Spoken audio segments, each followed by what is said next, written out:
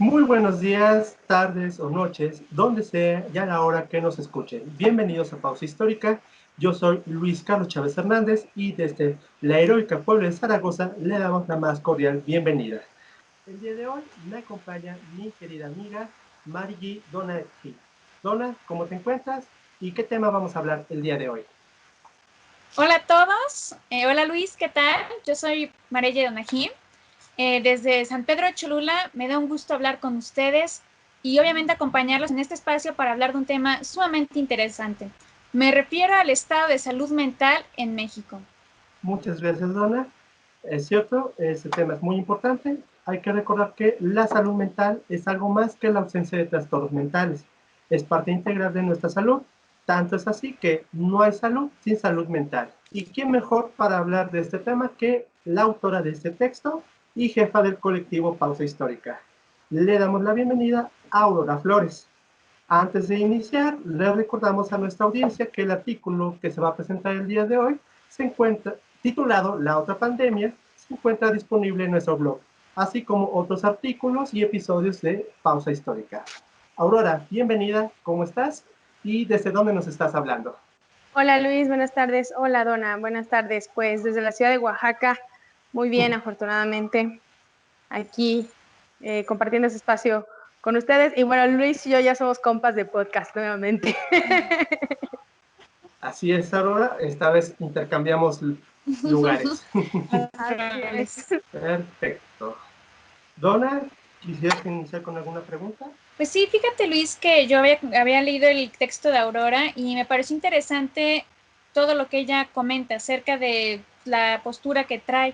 Y me gustaría preguntarle a Aurora, ¿qué fue lo que la llevó a escribir este artículo? ¿De dónde nació escribir el artículo acerca de salud mental en México? ¿Qué la llevó a escribirlo? Primordialmente, pues porque yo empecé a sentir estos cambios por el encierro, más que nada, ahorita por lo de la pandemia.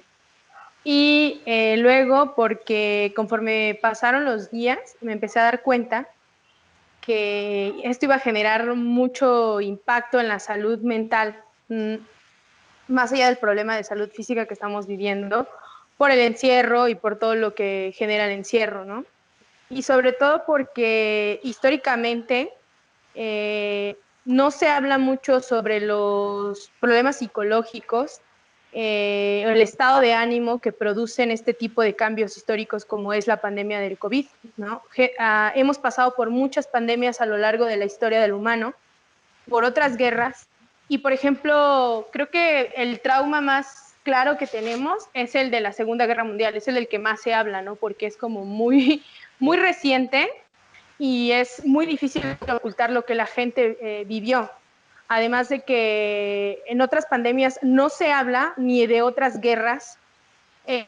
Entonces, la gente está acostumbrada a normatizar, ¿no? O sea, cree que es como, oh, llegó la pandemia, después se estuvo y ¡pum! Se fue, ¿no?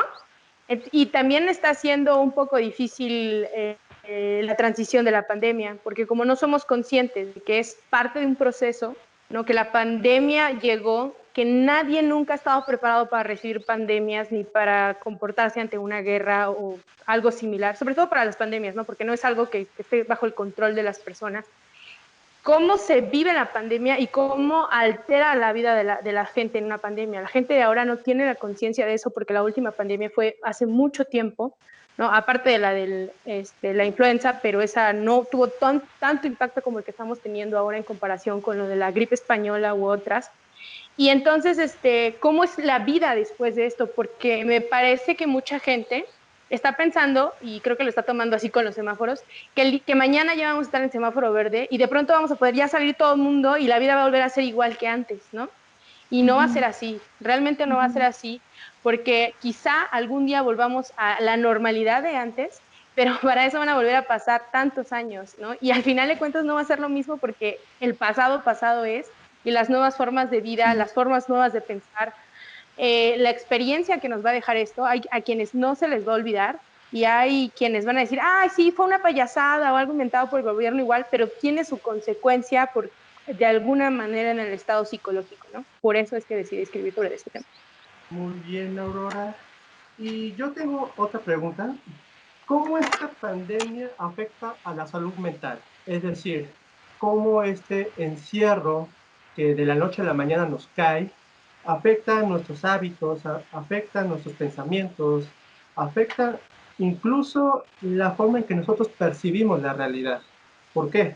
Porque hay que entender que había una normalidad antes de esta pandemia que de pronto se corta, termina definitivamente, y ahora nos están hablando de una nueva normalidad, pero tratando de hacer un recuento de daños, ¿cómo esta pandemia afecta a la salud mental? Híjoles, es un golpe bastante fuerte porque el primer golpe o el primer síntoma que se va a presentar va a ser el miedo, ¿no? De alguna u otra manera, en diferente escala, pero el miedo es uno de los principales sentimientos que estamos teniendo ahorita la humanidad en el mundo. Es el miedo a que, bueno, no sé ustedes, pero personalmente a veces el miedo de que salgas y te contagies, el miedo de que se contagie algún familiar tuyo, y sobre todo el miedo de qué va a pasar con el futuro, ¿no? Si de por sí el futuro causa incertidumbre en el ser humano por naturaleza, ahora ante esta realidad, ¿no? Ante el golpe económico que sí o sí va a suceder, ¿no? Es cómo la vida va a continuar, ¿no? Quienes han perdido familiares, quienes tienen un enfermo ahora mismo. Entonces, el miedo es el principal factor que pondera ahorita en la sociedad. Y a esto, pues se le suman, bueno, mejor dicho, se divide en tres sectores de manera general que están sufriendo el miedo, lo dicen los especialistas, que serían los doctores, la gente que está enferma y la gente que está en el encierro. Por principio, los doctores, a pesar de todos los rumores que hay alrededor de ellos, ¿no? Esta gente ha estado ahí al pie del cañón desde el día 1 que empezó la pandemia. Y esta gente, yo sé que bueno, los doctores están acostumbrados a trabajar por largas jornadas y con unos horarios súper rudos y viendo cosas súper fuertes que muchos de nosotros no aguantaríamos. Sin embargo, la diferencia en esta situación es la incapacidad de la institución. Muchos doctores están exponiendo su vida para salvarlas de otros, ¿no? Muchas personas que están llegando enfermos y que está sobrepasando la capacidad del instituto, ¿no? ¿Qué pasa? Que ahora los doctores no tienen equipo para protegerse, ¿no? Y antes, pues sí, te salvaban la vida y eran los héroes que te salvaban la vida, pero ahora son los héroes que no solamente te salvan la vida, sino que ponen en riesgo su vida y la de su familia, porque quieran o no, hay muchos que se han ausentado y se han estado excluidos de su familia, pero al final de cuentas son humanos. ¿Cuánta gente no han tenido que ir a decirle, sabes que tu familiar murió, sabes que hicimos todo lo posible, pero ya no teníamos medicamento para dárselo, ¿no? Porque esto también no lo piensa la gente, o sea, a veces sí les quieren dar el servicio, pero ¿cómo le puedes dar una calidad de servicio a la gente que está mal si tú no tienes el medicamento ya porque el instituto, como institución, ya no está solucionando el problema, ya no es cosa del doctor, ¿no? Ese es un ámbito. El otro ámbito serían los enfermos, ¿no? Pues ya de por sí la enfermedad es muy agobiante, según lo que sé por personas cercanas a mí que han vivido la enfermedad. Y además es cara, volvemos también otra vez al sistema. Y si la pasas en casa, perdón, pues tienes que tomar medicamentos que pues así baratos no son. Si lo pasas en un hospital y vas al seguro social, pues ya sabemos ahorita todos los rumores que hay alrededor de esto, ¿no? Y si ajá, exacto. Y si lo pasas en un hospital privado, no, pues olvídate, ¿no? O sea, leí una nota de un señor, este es un caso en Estados Unidos, que tenía 90 y tantos años y el señor había vencido el COVID y buena noticia, pero debía $1 millón al hospital. O sea, ¿para qué vivió básicamente? Decía el señor, ¿no? ¿Para qué me salvaron? Si de todas maneras mi vida está como endeudada a ellos, ¿no? Entonces, y sí, la preocupación de estar enfermo, de contagiar a más de tu familia, ¿no? Entonces, ese sería, volvemos a lo mismo, el miedo, ¿no? Y el encierro, que es el más grande y en el que creo que todos los que estamos aquí nos hacemos partícipes, ¿no? Llevamos encerrados ya 5 meses y por naturaleza psicológicamente no está bien. O sea, no está bien que la gente esté encerrada tanto tiempo y esté aislada tanto tiempo. Los psicólogos dicen, no, el aislamiento social no está bien porque somos por naturaleza seres sociables. Aunque haya quienes digamos, ay, no, la gente entre más lejos, sí, pero el ver gente diferente todo el tiempo, aunque no convivas directamente con ellos, te hace bien a la salud, ¿no? Y bueno, esta gente encerrada se divide básicamente en tres. Los primeros son esta gente que está encerrada con niños y adolescentes, y aquí hay que destacar algo. Algo que sucede en México es que la mayoría de la gente vive en espacios muy chicos, ¿no? Y que a veces hay familias de 2 o 3 en espacios muy chicos, departamentos a veces ni siquiera casas, ¿no? Y eso a mí fue un impacto muy duro para mí, porque la primera vez que yo hice una encuesta social y me dijeron, no, pues aquí vive los abuelos y luego mi hermano con su pareja y su hijo y así sucesivamente, ¿no? Entonces, imagínense el estrés que está encerrado en esos pequeños espacios. La gente que tiene hijos con discapacidades, con alguna discapacidad, la gente que está con niños también, ¿no? Lo mismo, o con gente adulta y que está con este miedo a la vulnerabilidad que tiene este sector. La segunda subdivisión de este grupo sería la gente que está sola, ¿no? Que a lo mejor está en un espacio reducido, pero no es tan reducido porque está sola, pero está encerrada desde hace 5 meses y no ha visto a su familia en 5 meses más que por este medio de la videollamada, o que a lo mejor uno de sus seres ya se enfermó y no lo puede ver porque pues por salud, ¿no? Y bueno, por último sería la gente que está de luto porque haya perdido algún familiar por la contingencia o por alguna otra enfermedad que ahorita se detuvo porque ven que las personas que tenían otro tipo de enfermedad no están siendo atendidas de manera regular por el seguro porque pues otra vez está sobrepasada la institución.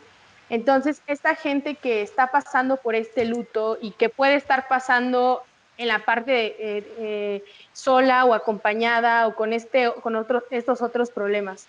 Entonces, aquí me gustaría recalcar que algunos de los síntomas que va a generar este miedo, pues lo primero es la preocupación, como les decía, la preocupación por saber qué va a pasar en el futuro, y puede denotar irritabilidad, agotamiento, ¿no? De pronto te sientes muy cansado y no sabes ni por qué es, ansiedad, y puede que te vuelvas un poco más sensible, o que la gente que era como propensa al alcoholismo y a las drogas las consuma más. También puede ser que o te vuelvas muy sociable o que te vuelvas menos sociable. Y pues algo que ha denotado mucho en México, que la violencia incremente, ¿no? Ya les estaba diciendo yo, si están en espacios reducidos con problemas familiares que de por sí igual preponderan en la sociedad mexicana, pues ahorita hay una alza de esto por todo lo que genera el estrés del encierro, ¿no? Y el miedo.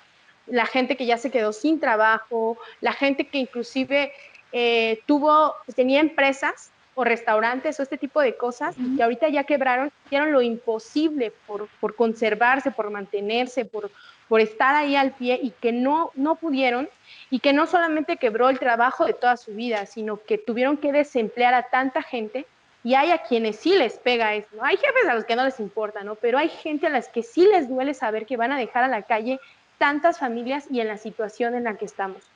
Entonces son una serie de factores muy grandes en las que está dominada sobre todo por el miedo, y que nos lleva a pensar bien, pues a cuidar un poquito más la salud mental, ¿no? No sé si quieran que les diga de una vez las sugerencias para esto, o las dejamos al final. Yo creo que pasaríamos mejor con otra pregunta, Donna, si es que tienes otra.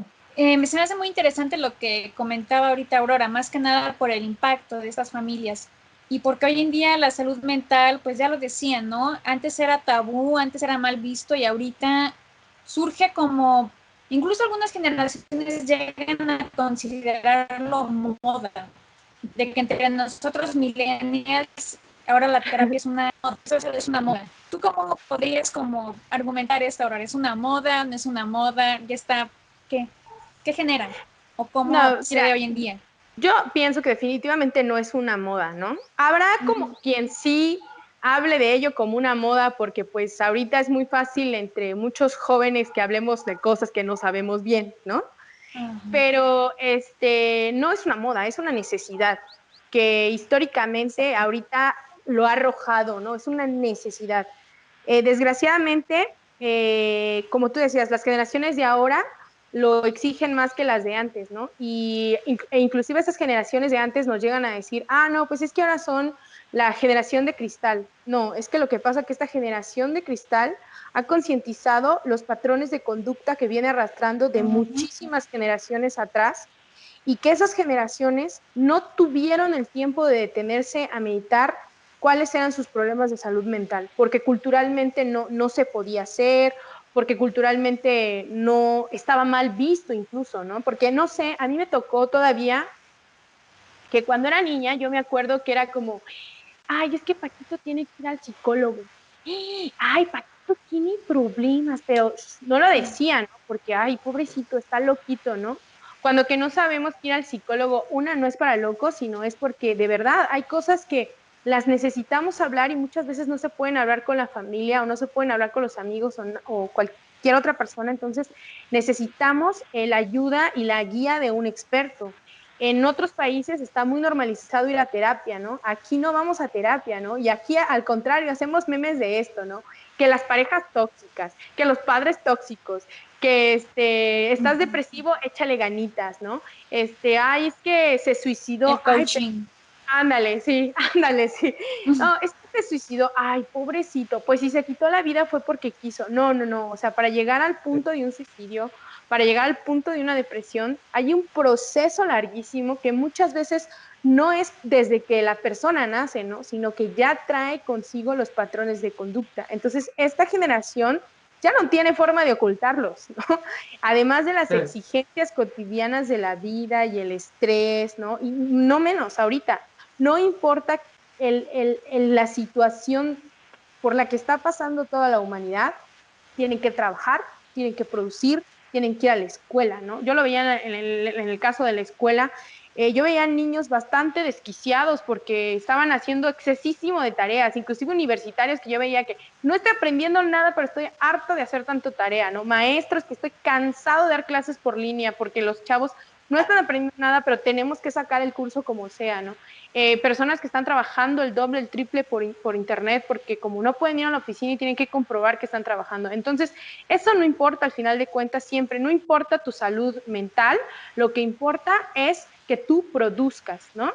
Y la gente está tan acostumbrada a esta rutina de producir que pues tristemente nada más pasó de estar en una producción sobre tiempo y sobre estrés, que inclusive, ¿no? Al principio las 3 semanas era así como, ay, qué padre, ahora sí, vamos a descansar y no sé qué, tómala, o sea, fue peor porque ahora tienes el estrés del trabajo, más el estrés del encierro, más el estrés de toda tu familia, más los problemas que ya tenías con tu familia, y es una bomba de tiempo que había estado silenciada durante muchos años en México y que gracias a la pandemia, creo, se ha visto, ¿no? O se ha sacado a la luz porque inclusive una de las cosas que me ha llamado la atención en el último mes y medio, al menos aquí en México, es que los medios de comunicación ya están hablando de esto, ¿no? Es como, a ver, cuiden su salud mental, estén al pendiente de su salud mental, porque ya están empezando a haber suicidios en algunas zonas, ¿no? Es demasiada la presión, cualquier ser humano necesita relajar esto, sacar lo que está sintiendo. Somos humanos,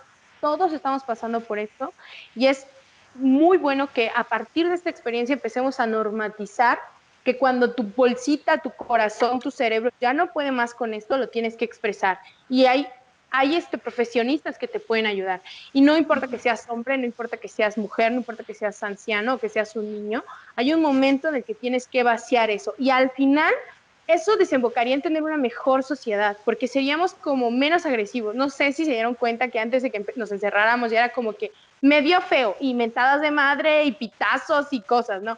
Y me contestó feo, ¿no? Ya andamos así como todos muy a la defensiva, que ahorita está peor, por supuesto, ¿no? Pero ¿por qué? Porque es el estrés constante más los impulsos que ya traemos como patrones de conducta. Muy bien, Aurora. Y yo rescato de la intervención de Aurora y de Donají 3 palabras. 1, rendimiento. 2, tabú. Y 3, visibilidad. Ambas coinciden en el sentido de que hay una necesidad de rendimiento, hay una necesidad de producir. Si ya no es en la fábrica, si ya no es en la oficina, tiene que ser ahora en casa. Y esta lógica de rendimiento nos afecta en el sentido de que ahora tenemos que seguir entregando resultados sin necesidad de ver a las personas, por un lado. Por otro lado, sin mayores instrucciones, sin detenerse a explicar las cosas, pero nosotros tenemos que seguir rindiendo, por un lado. Por otro lado, tenemos también el tabú. El tabú, esta idea de, si yo no estoy loco, yo no tengo que ir al psicólogo, cuando hay que entender que muchos de nosotros atravesamos por problemas en cuanto a la salud mental, ya sea el estrés, cumplir con las clases, entregar trabajos, entregar una tesis, en mi caso. También la depresión de no ver a nuestros seres sociales, de tal vez perder el trabajo o muchas cosas. E incluso la agresividad, o sea, las noticias nos revelan que hay sí, dígame. Perdón, ¿y sabes qué, Luis? Que hay una cosa que no comprendemos y que está faltando muchísimo ahorita, que es la empatía, ya se veía viendo. Sí. No todos manejamos la tristeza, el sufrimiento, el luto de la misma manera, no todos. Entonces, Sí. como no, porque somos individuos y los individuos nos comportamos de maneras diferentes y reaccionamos de manera diferentes a todas las cosas. Entonces, precisamente, no sé, hay gente que pueda llorar tremendamente en el momento y hay gente que simplemente no hace nada, ¿no? Es como continúa con su vida y ya, pero eso no quiere decir que ahí no tenga el luto, ¿no? O no tenga el miedo o el estrés a la inseguridad de lo que está pasando o todo esto, ¿no? Entonces, eso que tú dices, el tabú hace más pesado esto porque no sé, o sea, como hombre puede ser posible que ahorita un hombre esté atravesando porque perdió el trabajo y porque su familia se está quedando sin comer y ya no puede más con esto. ¿Y cómo saca todo esto si la sociedad históricamente te ha dicho que tú no puedes llorar porque eres un hombre, que tú como hombre tienes que aguantar todo esto porque si no, no eres un hombre macho cabrío, ¿no? Entonces, ¿cómo te acercas a un especialista si te han dicho todo lo contrario? Perdón, No, está perfecto. ¿Por qué? Porque la salud mental está determinada por múltiples factores socioeconómicos, biológicos y medioambientales. Es claro que la sociedad afecta mucho al individuo. Y con esto quisieras... Hablando del ambiente, otra vez te voy a interrumpir, perdóname. Es que no, también no es lo mismo pasar el encierro ahorita en un lugar en campo que en la ciudad. Y ahorita yo estoy viviendo eso justamente. Yo vivo en campo y yo tengo la oportunidad de salir a mi patio y estar con mis animales y sentarme debajo del árbol y ver el cerro y todo el show, ¿no? Pero yo estoy consciente y se los he dicho a mucha gente. Si yo hubiera pasado esto en Puebla, en el departamento que vivía antes, no, o sea, yo creo que ya me hubiera colgado porque de verdad, sí, o sea, los espacios son súper de entrada. Cuando yo llegué a vivir a Puebla, uno de los grandes golpes psicológicos para mí fue vivir en un espacio tan chiquito, era como, ay, cómo la gente vive en estos espacios, ¿no? Y dije, la realidad que yo estaba alejadísima de esa realidad, ¿no? Y eso fue lo que a mí me llevó a pensar desde el día 1 que fue el encierro y sentir tanta empatía por esa gente encerrada, ¿no? Porque a lo mejor nunca han tenido tanto espacio, pero de todas maneras yo sentía, ay Dios mío, no, esa gente que está encerrada y no es una, sino son 5, 6 personas en un solo lugar, no van a aguantar tanto tiempo, ¿no? Y pues ha sido claro. Y fíjate que también esta cuestión de los factores que hacen cómo enfrentas la realidad, no voy a justificar al mexicano, pero valemadrismo, perdón que los diga así, pero no le encuentro otra forma, que ha demostrado el mexicano, ¿no? O sea, es como, pues de todas maneras de algo me tengo que morir, ¿no? Entonces, somos jóvenes. Ándale, no, y aunque no estén tan jóvenes, esto que hemos oído tan repetidamente en las calles o en cualquier lugar, es prueba clara. También yo pienso de alguna manera de evadir la realidad o de poder sobrellevar la realidad a la que nos estamos enfrentando. Porque si por algo nos caracterizamos los mexicanos, es que nos burlamos de nuestras desgracias. O sea, vaya, somos una cultura que históricamente celebra y baila con la muerte. Muchísimas culturas no entienden esto, ¿no? Y nosotros lo hacemos, o sea, desde hace muchísimos años. Entonces, que si te caíste, lo primero que haces es reírte y después preguntarle que si está bien, o sea, desde lo mínimo hasta lo máximo, ¿no? Entonces, ahorita quizá mucha gente ya llegó al punto, o desde un principio que dijo, pues a lo mejor sí existe el virus, o a lo mejor no existe el virus, pero ¿y qué, no? De todas maneras me voy a morir, ¿no?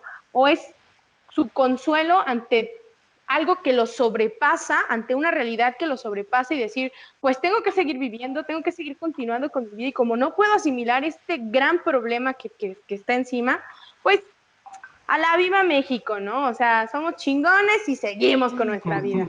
Sí, la verdad. No es justificación, pero pienso que psicológicamente tiene que ver algo con eso. Bueno, y partiendo de este último punto de sobrellevar, ¿qué acciones tenemos que tomar para proteger la salud mental a manera de conclusión? Bueno, el primer factor que dicen los psicólogos es, número 1, señor, deje de ver noticias. No es necesario que esté viendo tantas noticias, sobre todo esas que te llegan con que mañana es el gran fin del mundo, señoras y señores. No, no, no, o sea, no vea eso, no necesita saber que mañana es el fin del mundo ya, porque además esas noticias regularmente no tienen mucho sustento. Tampoco que estés investigando que si los Illuminati sí nos van a invadir o que los extraterrestres ya nos mandaron el COVID o que China contra Estados Unidos. O sea, no te desatiendas, pero no te obsesiones. O sea, ya no busques más en internet porque además te genera un cansancio. Y la otra es tampoco generes más noticias que no son necesarias generar. La segunda sería que no veas todo el tiempo cuánta gente se va muriendo, porque no es sano. O sea, no es que no tengas empatía con la gente que está perdiendo, estresa. O sea, estás viendo 5, 55, 60, 200. De todas maneras, mijo, la gente muerta no la vas a poder ir a salvar y tú tienes que cuidar de tu salud mental, ¿no?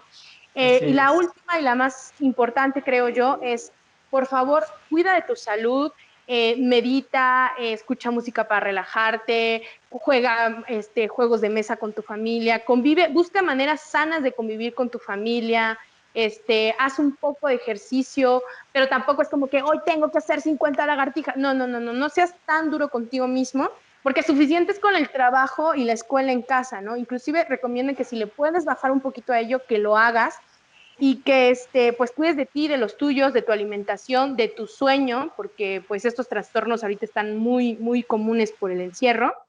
Y al final de cuentas, el gobierno pone a disposición varios servicios. Primeramente, si uno llama al 911, el gobierno de cada estado ofrece un servicio de ayuda psicológica que ellos ya tienen preparado.